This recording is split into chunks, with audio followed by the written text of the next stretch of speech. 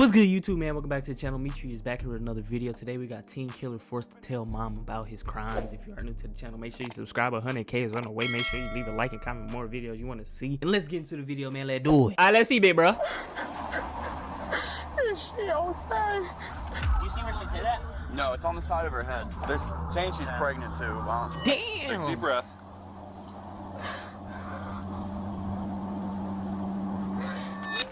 This woman was just informed that her daughter, Tiara Harris, was shot in a gang-related incident and is in critical condition. Whoa. They just were shooting. And the blood just started dripping from her head. Like, she in the ambulance. Like, I can't even talk right now, bro. Her boyfriend rushed her to the hospital, but sadly, it was already too late. Wow. And the worst part, Tiara had nothing to do with the shootout. She was an innocent bystander. A simple mix-up left an innocent, pregnant mother of two dead, her children now motherless, and her family absolutely heartbroken. Yo. The police now face a grueling investigation. However, with everyone involved supposedly being gang members, catching the killers would prove to be much harder than anything they'd done before. Them boys was in the field. What? We've been in touch with Yolanda, the mother featured in this video, and are proud to share that half of the video's profits will be donated to the Akron-based charity First Glance Student Center. Yo, this is crazy. At 7:29 p.m. on April 14th, Akron Police Department would receive multiple calls reporting dozens of gunshots being fired out of 1492 Rockaway Street. Witnesses would describe— Yo, look at them boys. Bruh. What's the point of doing this, like, in the streets, bro? Go to the military if you want to shoot some shit and almost die. Like, what the hell is this? It seemed like a gang-related shooting with multiple cars speeding away from the scene, one being a silver four-door Chevy. Police managed to quickly track down the Chevy, following it as the driver sped across back roads in Akron. However, the Chevy wasn't actually running from the cops. It instead would pull over somewhere that concerned the cops even more. The hospital. Oh. There's someone in the car still. Yep. Hey, hold up. 5807. 5807. Go ahead and shut the car off. Shut the car off. Shut the car off here. Go ahead and put your hands on He got the shiesty on. Oh, man, yeah. He just got out of something crazy. top of your head, all right?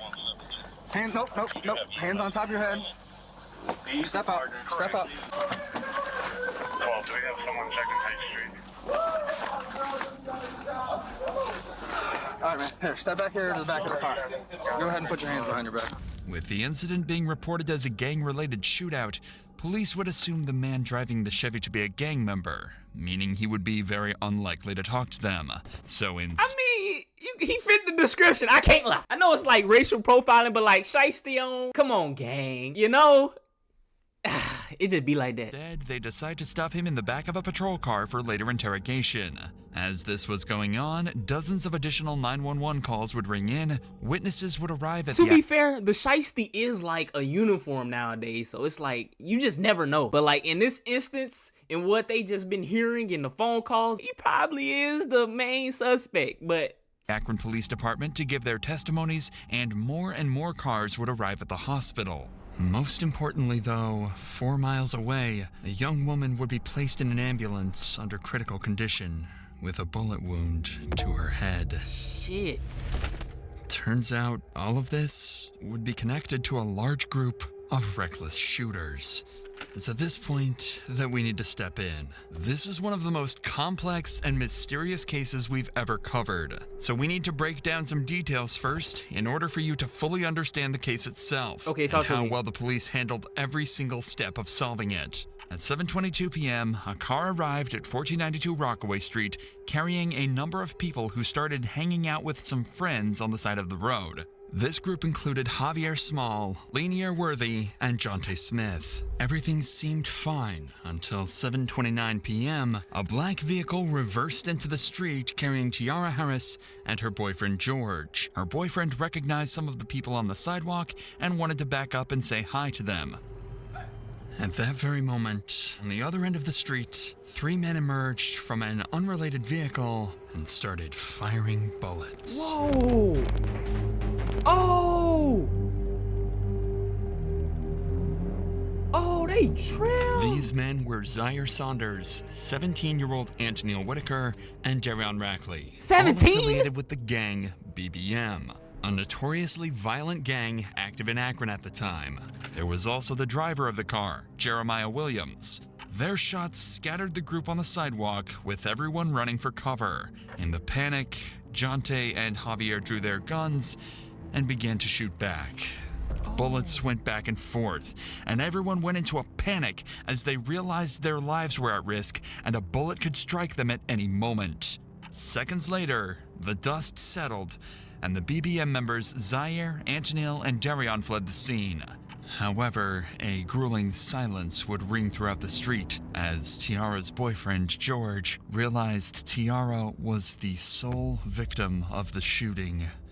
With BBM splitting up and running in different directions, George flooring it to the hospital, and everyone on the sidewalk either heading inside or preparing to head to the hospital too, cops would begin the grueling task of figuring out what just happened. Bro, what? What? And who, ultimately, was the one that fired the killing shot. Now that you understand exactly what happened, we can join the police as they try to figure out what just went down and how to solve the developing mystery. Yo, that's Remember crazy. that all the cops have received at this point is a phone call alerting them to the shooting and a description of the silver Chevy they've just pulled a gang member from. There's another victim that's at we don't know where that victim's going to go. There's a possibility that victim may be deceased. Yeah, they got shot. Okay. Someone's got to go check, probably.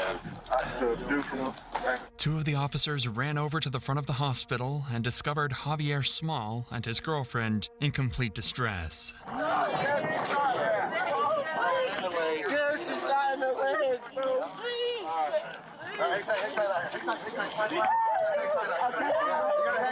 He can't go with you in that room. Because she got to get checked out.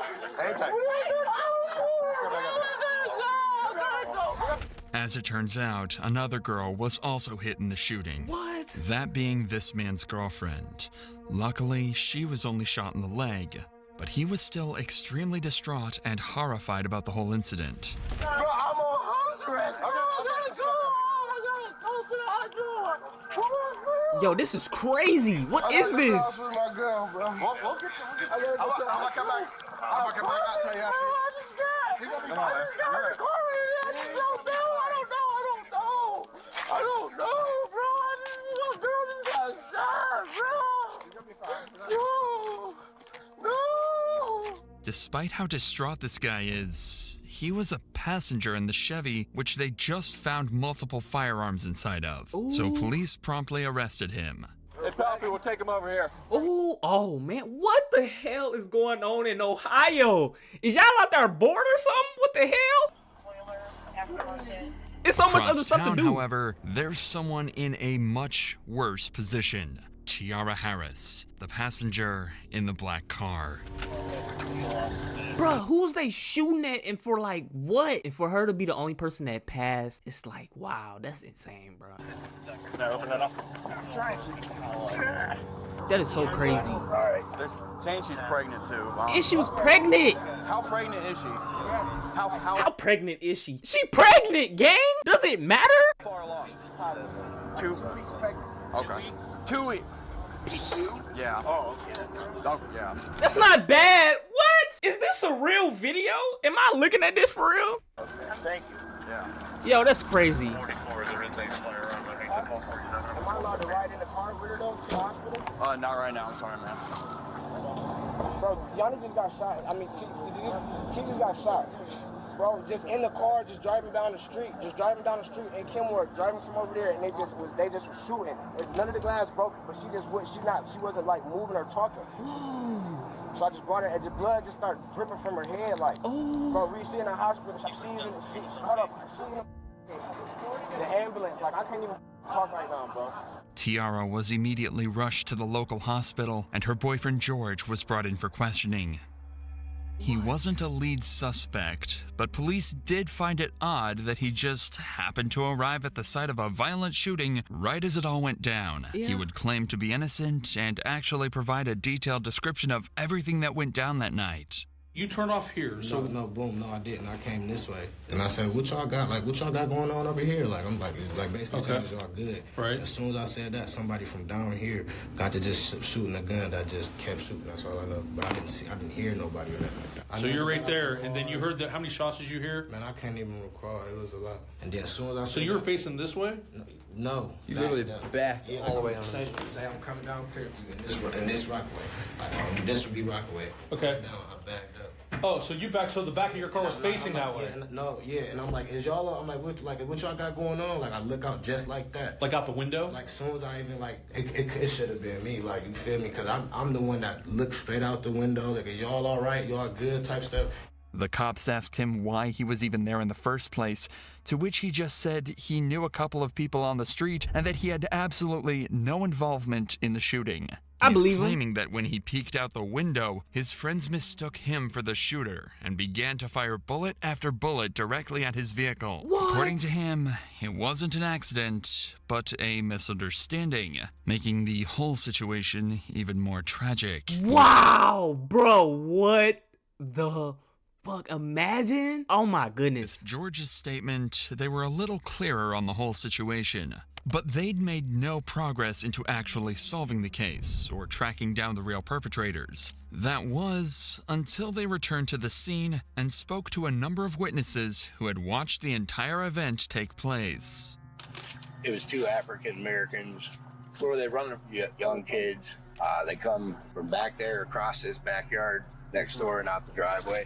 They hopped the fence. Black. He had a face mask on and had a 9mm. And then the other one had a semi-automatic. Oh my God, bro, what? Look at what he carrying. What is wrong with him? Is he good? Is he okay? And they were almost to the corner of the house running this way, and they both jumped the fence. Like when the kid in the hoodie jumped the maroon hoodie jumped the fence, he dropped the semi-automatic rifle at the driveway. I was just out back cutting some stuff, and all I heard was just a barrage of bullets, fully auto. It wasn't 3-round burst, 4-round. It was fully auto. Coming off fast. Oh yeah, hot and loud and fast. And then I saw. No way they had fully autos. They just had trigger fingers. Cause you can't have a fully auto in America unless you like military type stuff. You know what I'm saying? It's no way it was like a full auto. Two guys. When I was out back, I could see through the backyards, through the fence. I saw a silhouette of two guys running up towards that street, returning single shots as they were running away. Okay. There's casings up here. Oh, you found something? Yeah. I got more. Okay. How many did you hear, you think? I heard it was like 30. Like where all these cones are at, probably that amount? 30 or 40. But this happened over there all the time. Where's over there? Right there, the house right there. All the I heard a time. lot of gunfire, but when I went out, when I first heard it, I thought it was a backfire because I saw this car sitting over here where all the cones are. He had his lights on. So I thought he was working on a car and it backfired real bad. Then I saw them loading people into cars to take them to the hospital, and I knew it wasn't, because this has happened so many times before. I don't know what we're supposed to do. Right. We can't go outside. Nothing. Oh my God. Even with all this new information, though, the cops are only slightly closer to figuring out what happened. They were now at least able to confirm that one group of shooters rolled up and started the exchange before another responded, causing a huge exchange of bullets throughout the neighborhood. Oh. But they still had two... Oh, did y'all see the gray SUV shooting his way, though? Peep the gray SUV over here. And you see this? And he's shooting that way. That's where the dude was backing in at. Yo, this is crazy. Yo! That one group of shooters rolled up and started the exchange before another responded, causing a huge exchange of bullets throughout the neighborhood. But they still had two major questions.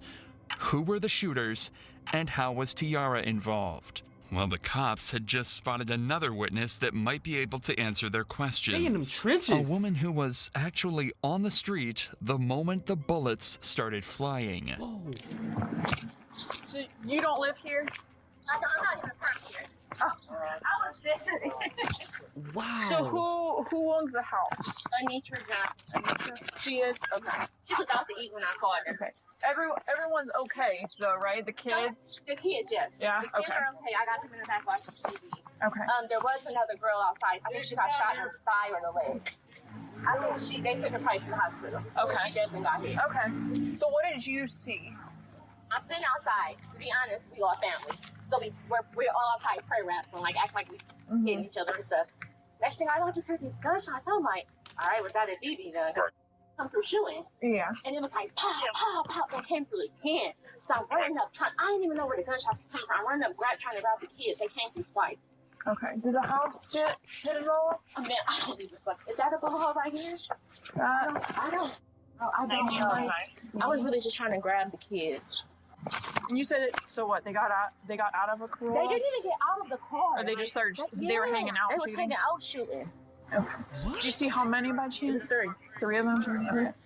Now it's starting to sound a lot more like a drive-by shooting, notoriously one of the hardest types of crimes to solve, especially if the vehicle was stolen. The cops are starting to lose confidence that they'll ever find Tiara's killer, but then they decide to ask one simple question. Okay. Ma'am, do those cameras work? Ooh. I believe so. Okay. She on her way home. Oh, she is? Okay, perfect. There were CCTV cameras on the property, and as soon as the homeowner got back, they'd have access to the footage. So in just a few hours, the cops were able to put together just enough footage to understand exactly what happened. Them camera angles is perfect too. Oh man, that's cameras, man. Cameras. Remember, we already know all of this. Look how perfect it is. For the police, this was huge. Now they had a detailed timeline of the entire incident, including at what time it went down, how many people were involved, and which vehicles the suspects used. Okay. This would be very useful in the coming interrogations in terms of verifying their suspects' claims and pressuring them to confess. Police finally had a solid piece of evidence, and right as their case had started to build some substance, their biggest lead yet would step out right in front of them. Okay, talk to me. I have video of them carrying the girl that got shot. I can put it on the SD card. And that's not the same one that was attacked. She'll send her a link and then she can just upload it from there. Right after they took off. Not only had they seen the entire thing go down, but as soon as they heard gunshots, they started recording. They managed to get this clear footage of a man getting into the same vehicle spotted at the shooting just minutes earlier. He got a big gun.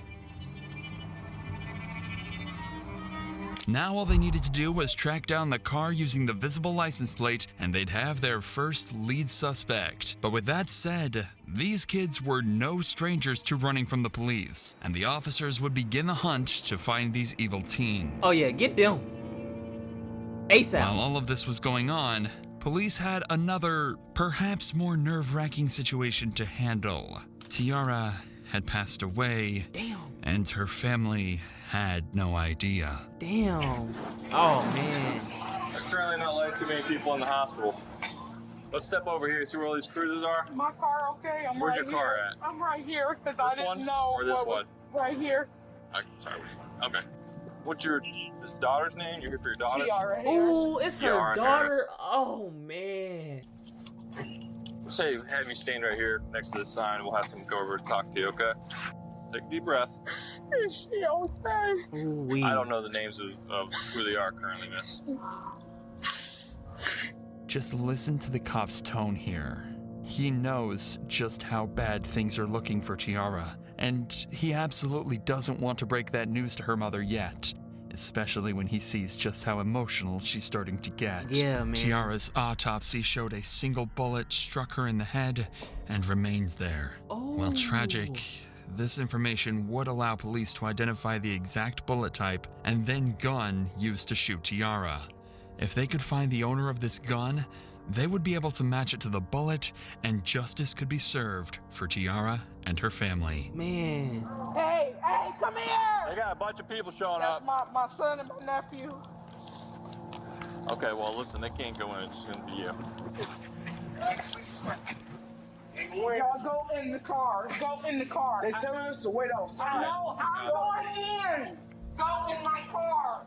The entire family is in distress, with her mom shaking and doing everything she can to stay strong in front of her kids. It's truly a nightmare situation, Man. and it only got worse from there. This is crazy. At around 8:30 p.m., they were informed that Tiara didn't make it. A bullet to the back of the head had ended her life, sending her family into complete grief and agony.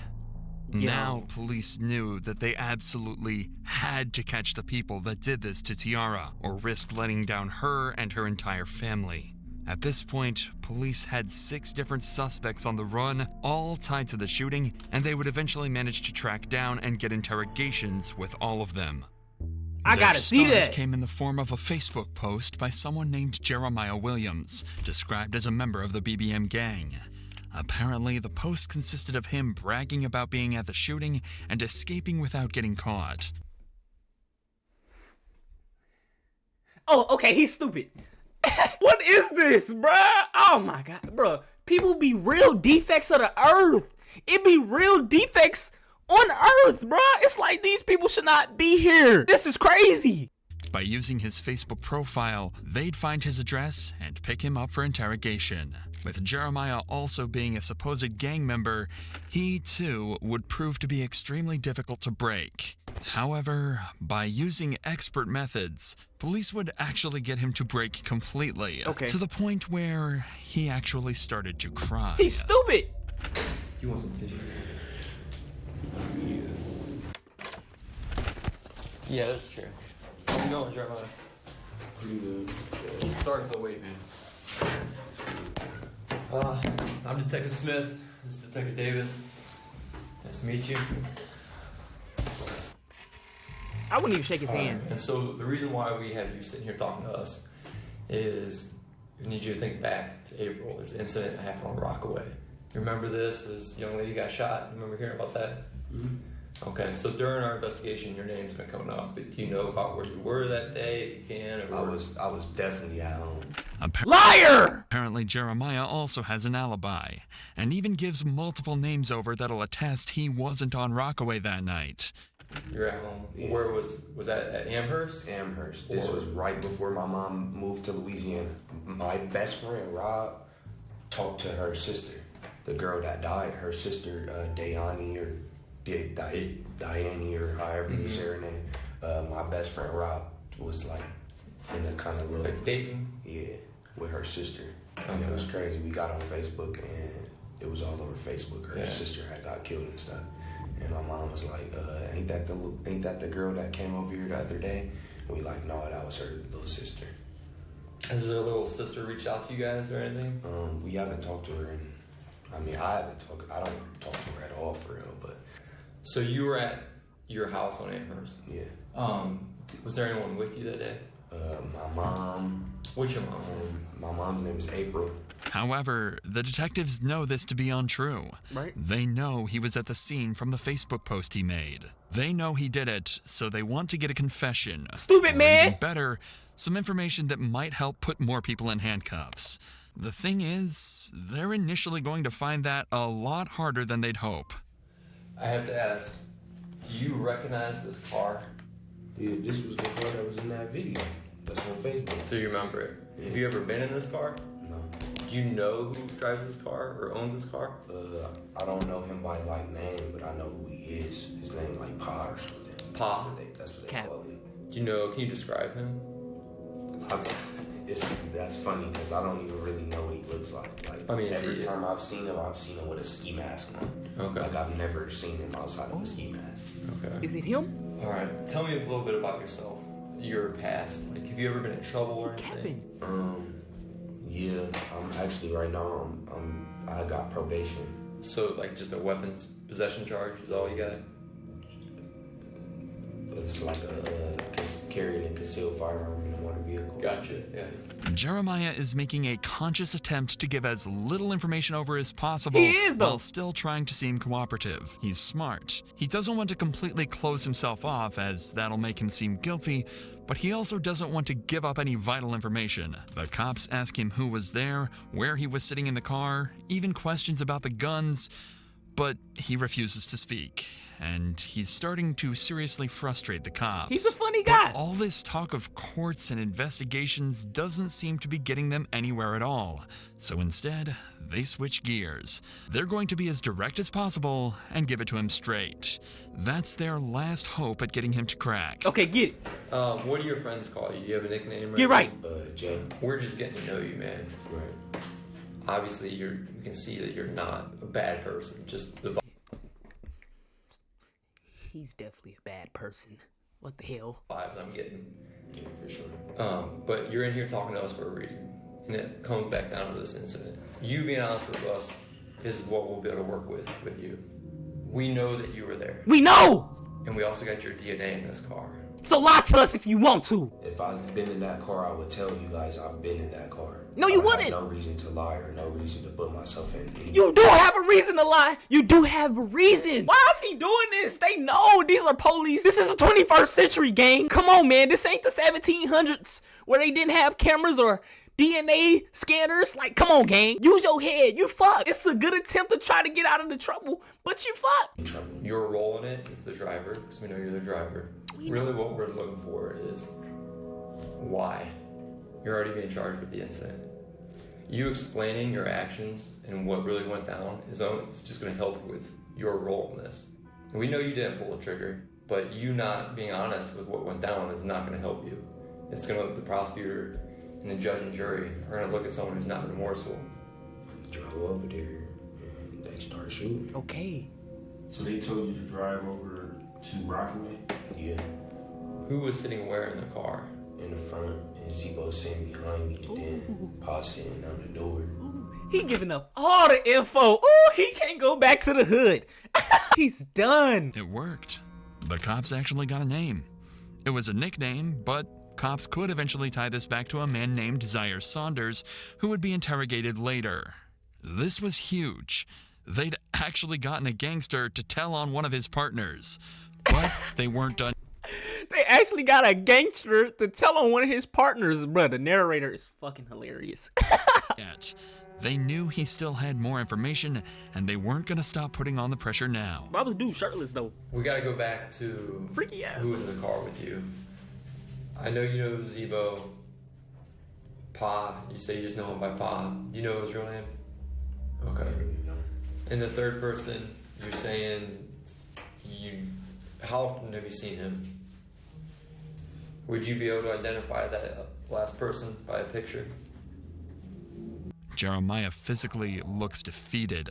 He's avoiding eye contact and is hunched over. Yeah. He likely never saw himself giving up the names of his partners, but that's exactly where he found himself. You're cooked. The cops, however, are over the moon, even managing to get descriptions of the people he doesn't know the names of. They ask a few more questions before leaving him alone for a minute to prepare their next move. However, on their return, they didn't expect to see Jeremiah, a once tough and unbreakable gang member, to cry because of what he'd done. He cooked! He only cried because he know he just snitched. He's done. He's over with. He's cooked. He's fried. He's barbecued. Would you say his first name was what? Darian. Ooh wee. Is this him? Ooh wee. You want some tissue, man? I need a verbal yes or no if that's him. Yeah. Yeah. He crying cause he know he just snitched. He know he dead wrong for what he did too. If this is the first time you've seen a gang member cry, you're certainly not alone. But it actually happened again in the detective's very next interrogation. While these cops were busy talking to Jeremiah, a breakthrough had been made outside of the interrogation room. Okay, talk to me. Remember this footage recorded by a civilian witness earlier? Well, after 5 days of investigation, they actually managed to track the car down, enabling them to take in another suspect, Antonil Whitaker. Police would quickly realize that Antonil might be even more important than Jeremiah as a suspect. He's a supposed member of the BBM gang, and believed to be one of the suspects that initiated the shootout. The thing is, he's just 17 years old. Since there's still some information even Jeremiah couldn't give them, they figured they might be able to scare him into giving up everything he knows. Wasn't he the dude at the hospital on house arrest? In the gray shirt? Am I tripping? And their first idea is an unconventional but possibly extremely effective method: a call home to mom. Hello, Ma. This is really, really serious now. You need to put yourself wherever you was and get to telling with your part as much as you can, because you can't take the blame for this, and this was not you. It shouldn't be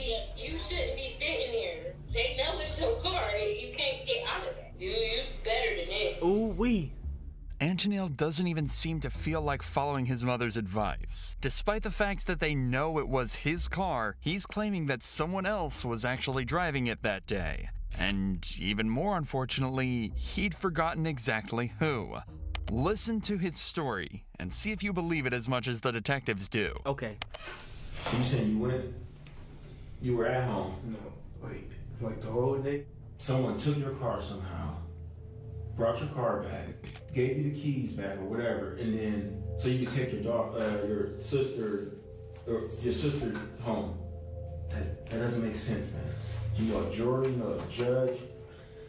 They're not. I'll be honest with you. I mean, what you're giving is not even a good statement. It's not even a good lie. That's why it'd probably be easier for you to tell the truth. You see, about an hour after the shooting, Antonil was confirmed to have used his car to pick his sister up from an event, meaning it was clear that he was still in possession of it. But that didn't faze Antonil, and despite how many questions police asked him, he refused to give up anything. How this works, you might already know this from TV, but I mean it's kind of accurate. We're going to compare your DNA to the DNA on the shell casings that we collected on scene. Is there any reason your DNA is going to be on there? Because if there is, you've got to explain that. You said no, or I don't know. Who got in the car with you at all these? If you're saying your DNA is not going to be on those shell casings, right? And you're saying you weren't driving, who did you let drive your car? Believe me. I don't know who's there. But now it looks like it's on you. They're trying to force a confession out of him by telling him that if he'd been in physical contact with any of the evidence tied to the murder, they would find out and he would get sentenced. And they're not lying either. When you touch anything at all, you leave behind skin cells, sweat, small hairs, or even oils that can quickly be traced back to you. Meaning, if Antonil had touched the car, the bullets when loading his gun, or anything else related to the murder, police would find out. However, as of now, detectives haven't had the time to run these tests to confirm if his DNA was present, meaning they couldn't pressure him to a confession, and they'd have to wait until later. So in the meantime, they move their attention to the next suspect. Why is he naked? Remember the man Jeremiah gave up to the cops back in his interrogation? That was Zaire Saunders. Once they had his name, they tracked him down and arrested him. And he would prove to be even more helpful than Antonil He ain't got no shirt on, no shoes on, no socks on, no nothing. What the hell? and Jeremiah combined. Did you know of or hear about that young lady? He got an ankle monitor on too? Like, what is he doing, bruh? Defects of the earth. I'm telling you, these people aren't real. He's on house arrest, shooting people. You got killed? Yeah. Did you know her? No. We don't think that she was the one meant to be hurt. And I mean, based on what we're seeing. But unfortunately, she did get obviously hurt. Her family's hurt. Right. You know, when we did that search warrant, we got your phone. Yes. Okay. And we downloaded your phone. And your location is putting you on Rockaway that day. No shit. What happened that day, man? I shot a pistol. You shot a pistol? Okay. Yes. This seems like a breakthrough. He's just admitted to being a part of the shooting, and it seems that all the detectives' work has just paid off. But they're not quite there yet. Of the 3 shooters, 2 did indeed use pistols, but one of them was actually yielding the extremely dangerous automatic rifle that can be seen clear as day in this footage here. That's fucking crazy, Instead of jumping this fence after the shooting, the man with the rifle fled directly down Rockaway Street, and that's the direction Zaire's phone shows him running. The good news is, that clears Zaire of being the man that killed Tiara. After all, she was killed with a very specific pistol round. But that does put him directly in the spotlight of being the man with the most dangerous weapon, and one that is directly lying to the cops right now. Yeah, he crazy and as they're hell. not about to let him get away with that. We have video of the incident. You're on camera shooting a rifle. Is it a pistol that holds, 2 rifle rounds? Like, I mean, it ain't just. It is big. Does it have a stock on it? Like something kind of modified type thing? No, it didn't have a stock on it. So describe it then. I mean, no, it is a rifle.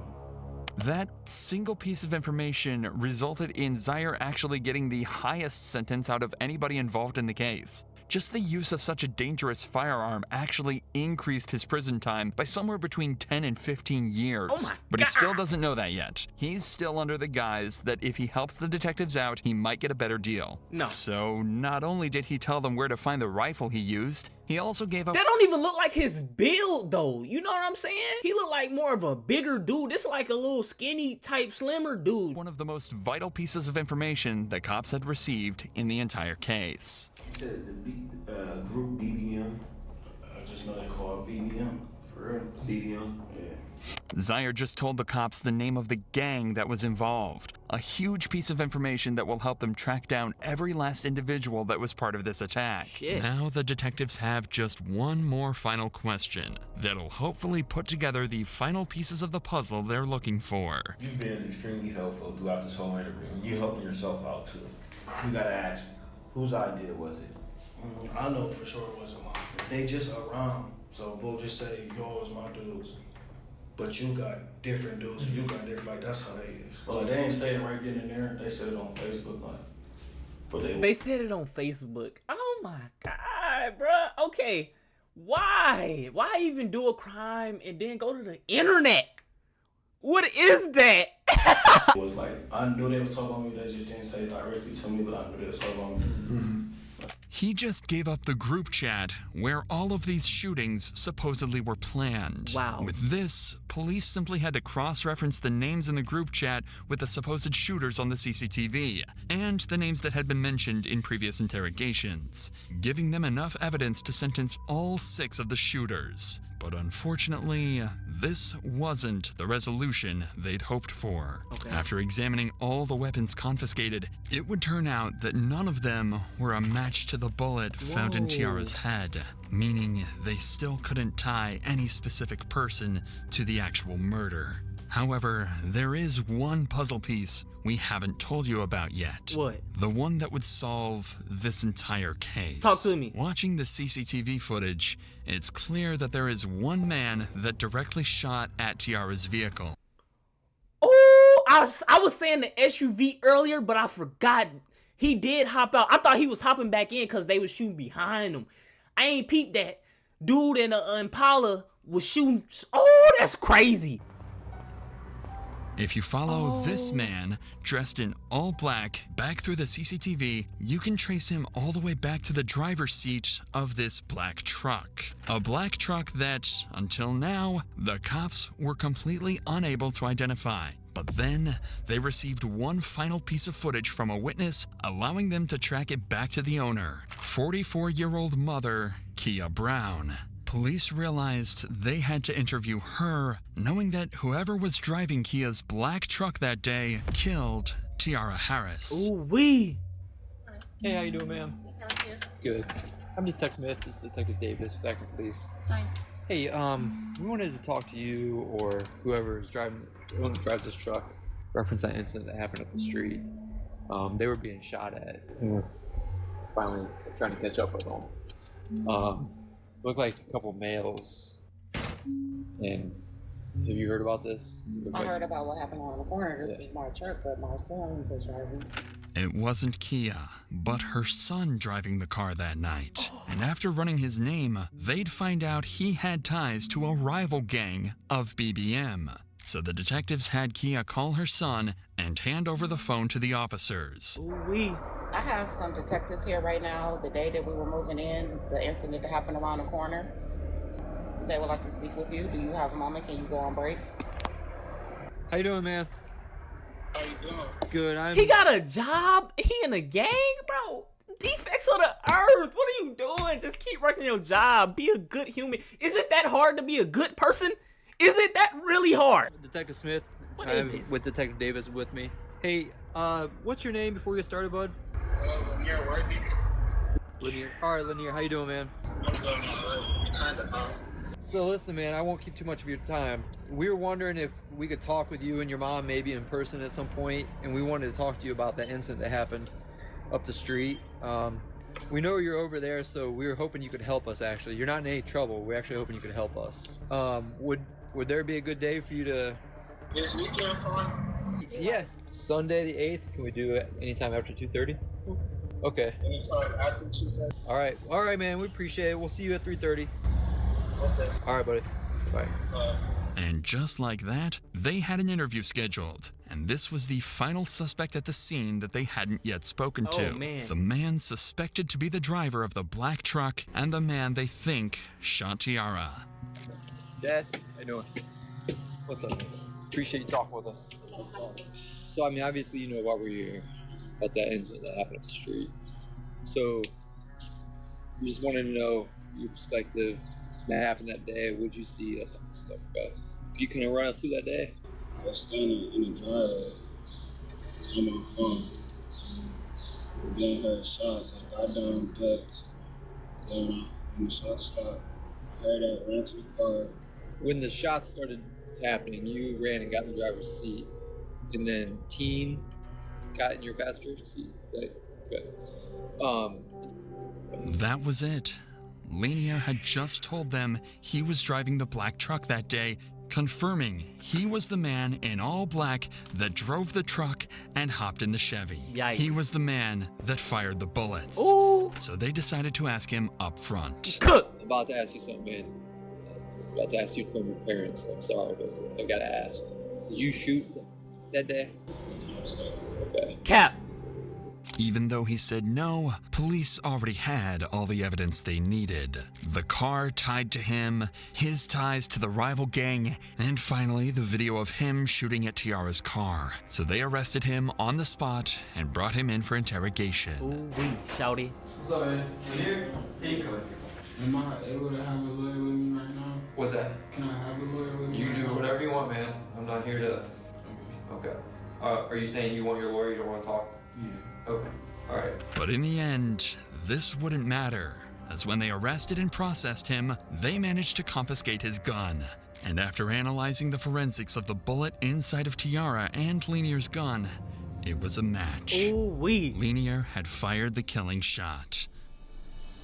After 5 months of investigation, all the puzzle pieces were finally in place. Months. In total, 7 people were charged in this incident. Zaire Saunders was charged with involuntary manslaughter and 4 counts of felonious assault and was sentenced to 35 to 40 years. Antonil Whitaker and Jeremiah Williams got 20 to 24 years on similar charges. Oh my goodness. They hitting them with them. Ooh, they hitting them with them years, dog. While the 4th assailant in this group, Darion Rackley, got 34 to 40 years. Oh my It was gosh. confirmed Antonil's DNA was in fact found on various bullet casings on Rockaway Street, despite his claims in the interrogation room. The next 2 to be sentenced were the ones who shot back at Zaire's group after being rolled up on. They were Javier Small and Jonte Smith, who were sentenced to 4 years and 2.5 years respectively. Lastly was Lanier Worthy, Tiara's actual killer. Oh. However, as of this video's upload, he's still awaiting sentencing. Oh, man. Tiara and George were not involved in any of the gangs in the shootout and were found completely innocent. Okay. At long last, Tiara and her family could finally be at peace. Yo, oh my God. They finna give him life. He finna... Ooh. Once they sentence him, he's cooked. This was a crazy video, man. Y'all know I like videos like this. These be so entertaining. Ain't even gonna fake it to y'all. Shout out to the people that like watching them with me, you know what I'm saying? I know y'all be like, what are music reactions? I like watching these too, man. But if you are new to the channel, make sure you subscribe. 100K is on the way. Make sure you leave a like and comment more videos you want to see. And Metri out, man.